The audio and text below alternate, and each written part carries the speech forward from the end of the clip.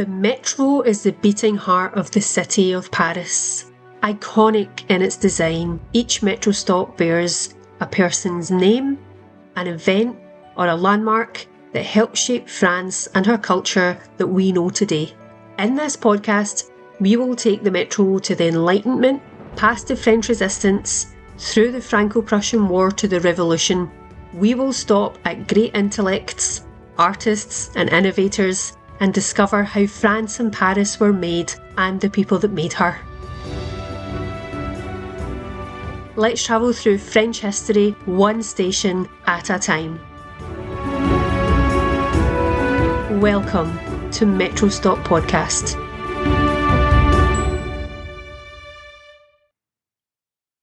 In 1745, Denis Diderot was about to embark on the project that he is most famous for, that would take him 25 years to complete.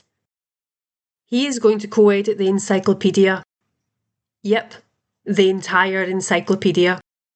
Filled with contributions from other writers, artisans, scientists, and even priests who had the common goal of furthering knowledge and power to the masses. Basically, a Wikipedia if every entry was trying to get you arrested. An intellectual middle finger to the church and state. The Enlightenment's ultimate mic drop. This is Metro Stop Podcast, and I'm your host, Kelly Blair.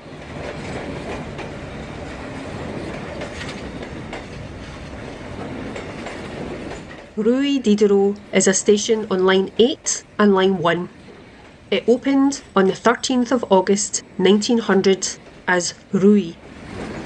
It was then named after the nearby Rue Rueilly, as it once led to the Chateau de Rueilly, now a destroyed former palace. It is now part of the 12th arrondissement. The name was changed to incorporate Diderot on the 5th of May 1931.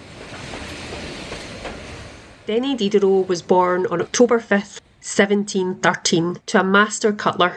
He studied at Jesuit school and was destined for the clergy until he veered off course, seduced by ideas and the bohemian life of Paris, moving there in 1729. He studied languages, literature and philosophy and gained a Master of Arts in 1732. He lived the bohemian life in Paris. He was broke but brilliant and full of ideas. He scraped a living by teaching, translating, and writing sermons for missionaries. Ironic, because at this time, he was a devoted atheist. In 1742, he met Antoinette Champion, and he married her in secret because of her lower social class. They married for love, but the couple had incompatible interests. They had a daughter, Angelique, born in 1753. They both adored her, and being their only surviving child, her arrival bonded them. Also in 1742, in Café de la Régence in Paris, he met and became great friends with another star of the Enlightenment, Jean-Jacques Rousseau. They would meet in the brasseries of the city and play chess, discuss music and radical ideas of the time. He had to fund this bohemian lifestyle, surrounding himself with brilliant minds and beautiful women. So he worked as a translator, and in 1745 he published a work, Pensées philosophiques, which had seismic anti-Christian ideas, presented in a vivid and engaging prose for the time, and it was very popular. In 1745 he was approached by the publisher André Le Breton, and he asked him to translate the existing encyclopedia into French after two other translators withdrew from the project. Diderot accepted and started working with the mathematician Jean-Laurent de l'Alembert, and the scope of the project grew. It became a leading platform for radical and revolutionary thought.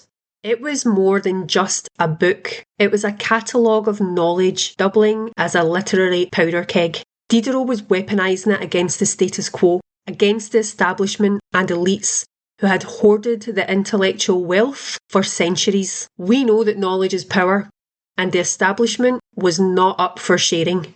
This was revolution bordering on heresy. It screamed, "Hey peasants, maybe your king and your church are not right about everything. Free your mind." In 1748, Diderot published Les Bijoux Indiscrets, or in English, The Indiscreet Jewels, a risque satire where a woman's private parts, start talking and revealing their secrets. The jewels spill the tea on their owners' love lives, hypocrisies, and desires. It was a thinly veiled jab at the French court, especially Madame de Pompadour, Louis XV's mistress. I love that this 18th century guy has so much humour and produced a work so ahead of its time. It was scandalous, hilarious, and very philosophical. His next work, Letters on the Blind, published in 1749, led him to jail. The subject of blindness was popular at the time after pioneers in medicine had begun to operate on cataracts. Diderot discussed how our vision and perception forms the real world around us, and if a blind person suddenly gets their sight back, they won't understand what they see and must take time to establish a new rapport with the world around them. This is the foundations of philosophy of materialism. He ended up imprisoned in Vincennes, not solely for these ideas, which were radical at the time, but for coming out in the publication as an atheist and questioning religious dogma. As a side note, there was a question posed: did Diderot invent reading through touch before Louis Braille in the 19th century? The answer is no. Letters on the Blind certainly helped shift attitudes towards blindness, and there was discourse on human dependence on sense impression, but it was purely philosophical. Diderot was locked up in Vincennes for 3 months. While he was incarcerated, Letters on the Blind grabbed the attention of our previous podcast character, Voltaire. Once Diderot was released from prison, Voltaire invited him to dinner in a hope to sway him away from atheism to deism.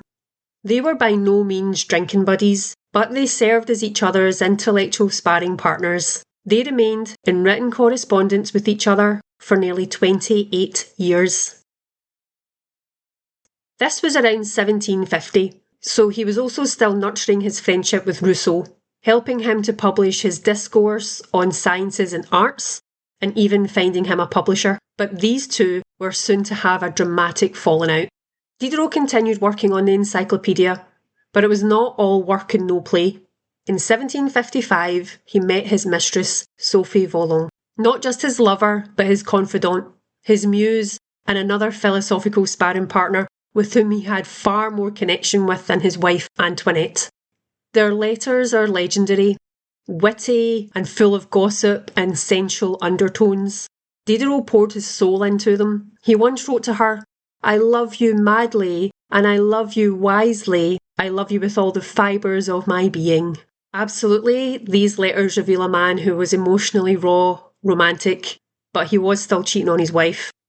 Between 1757 and 1758, things really started to sour with Rousseau. Their breakup was pure 18th century drama. The relationship was previously one of warm discourse and intellectually electric, but it became shrouded in conspiracy, bitterness, and paranoia. The correspondence between them tells us that Rousseau felt manipulated by Diderot and some others in a bid to ruin his reputation and have the public mock him and his ideas. Remember, they were coming from two very different ideologies, materialism and spiritualism.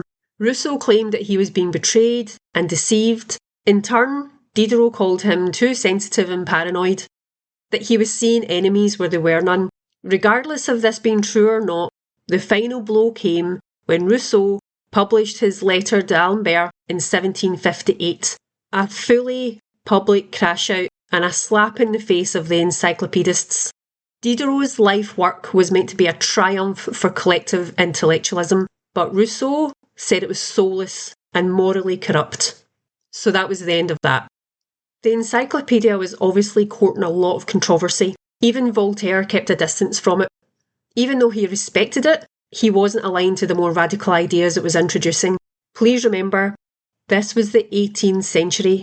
Nothing like this had ever been seen before. And I cannot overstate how revolutionary the idea of sharing knowledge like this was. There was so much outrage, and Parliament even threatened to burn it all down. Voltaire tried to convince him to flee Paris to escape the controversy. But unlike Voltaire and others, Diderot never left Paris. He stayed, claiming family responsibilities and refusing to flee from accountability. When the Encyclopedia final plates were completed in 1772, Diderot was distraught to learn that his work had been subject to ongoing censorship, not just by the government, but by Le Breton, the guy that had asked for it in the first place. This is how hot this material was. He had also been working during this time, writing prose in plays and philosophy. 4 stories were only published after his death. His stories are anything but dull. La Religieuse tells the grim tale of a girl forced into a convent, exposing the cruelty of religious institutions. In Jacques le Fataliste, Jacques and his master argue about fate while swapping life stories. With a radical narrative structure, think philosophy banter on a road trip. Then there's Rameau's Nephew, a sharp satire, where Diderot chats with a quirky, selfish musician. Their witty dialogue dives into music, society's fake morals, and Diderot's own enemies. Chaotic, clever, and totally entertaining, it is now considered a philosophical masterpiece. And finally, Supplement au Voyage de Bougainville explores the free-spirited lives of South Pacific Islanders, letting Diderot champion tolerance and sexual freedom while throwing shade at Europe's so-called civilization. Diderot wasn't just a storyteller and a philosopher, he was a scientific visionary. In works like Conversation between D'Alembert and Diderot, D'Alembert's Dream, and Elements of Physiology, he explored materialist ideas and made bold guesses about biology and chemistry that didn't rely on divine intervention, eerily anticipating Darwin's evolutionary theory. But it's not just what he said, it's how he said it. His writing sparkled with paradoxes, witty dialogue, and deep reflections on human nature's messy contradictions. He did write some plays which, according to my sources, are a bit of a drag to read today. His greatest contribution to the theatre, in my opinion, was his invention of the fourth wall. Please hear me out. This is really cool. He didn't coin the term himself, but he believed in getting a natural performance from actors. So in his 1758 treatise De la Poésie Dramatique, Diderot wrote, quote, "Imagine a huge wall across the front of the stage, separating you from the audience, and behave exactly as if the curtain had never risen," unquote. He wanted this fourth wall to be respected by the actors, but future playwriters, and even to this day modern directors, use this concept and breaking of the fourth wall for dramatic or comedic effect. That was Diderot. So by this time, Diderot was broke, again. But Catherine the Great of Russia became his unlikely benefactor. She purchased the library that he had been building over the years and let him keep all his books and paid him to be the librarian. But why would she do this? Catherine the Great was a proper fangirl. She loved his work on the Encyclopedia, and her support for him would show her to be an enlightened ruler in the eyes of her own people. It was patronage with a purpose, and Diderot was her intellectual trophy. In 1773, Diderot made the trip to Russia. He was 60 years old.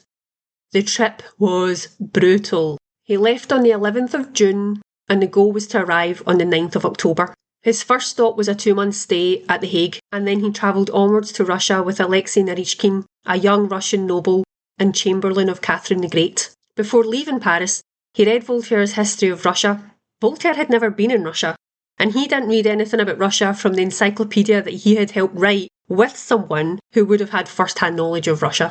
Anyway, he stayed in Russia for 4 months, and he had an audience with Catherine at least 40 times. The relationship is well documented.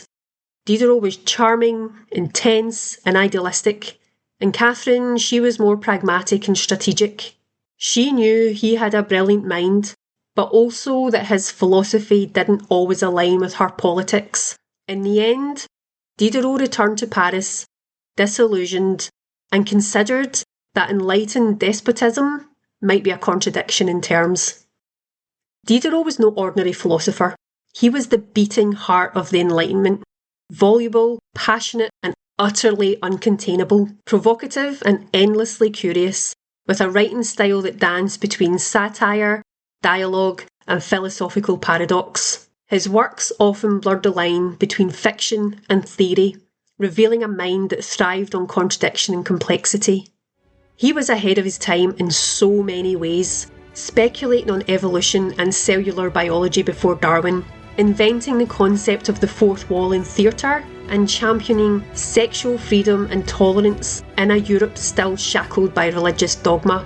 Yet he was so deeply rooted in the 18th century, relying on patronage, navigating censorship, and embodying the contradictions of Enlightenment masculinity. He adored his mistress Sophie. He wrote her some of the most tender letters in French literature, but remained married to a woman he barely connected with. He clashed with Rousseau in dramatic ideological fallout. He sparred with Voltaire over atheism and charmed Catherine the Great while trying to reform Russia from her drawing room. Diderot questioned everything, he felt everything, and he wrote with a fire that burned through the pages. There is so much more to Diderot, and I hear you, Catherine the Great. I'm a fangirl too. He died of coronary thrombosis in 1784 in the house in Rue de Richelieu that Catherine the Great had let him live in. He was not permitted to be interned in the Pantheon along with his Enlightenment peers. But that's okay. Who needs the Pantheon when you have your Paris metro station? In our next episodes, we are going to leave the Enlightenment behind us and stop by two absolute monoliths of French literature. We will explore their lives, their works, and their cultural relevance then and now. That's next time on Metro Stop Podcast. My main source for this season's biographies was Britannica, but I referenced different sources about the work and the cultural impact. They are all listed in the show notes. Music by Keys of Moon. You can follow me on Instagram at Metro Stop Podcast.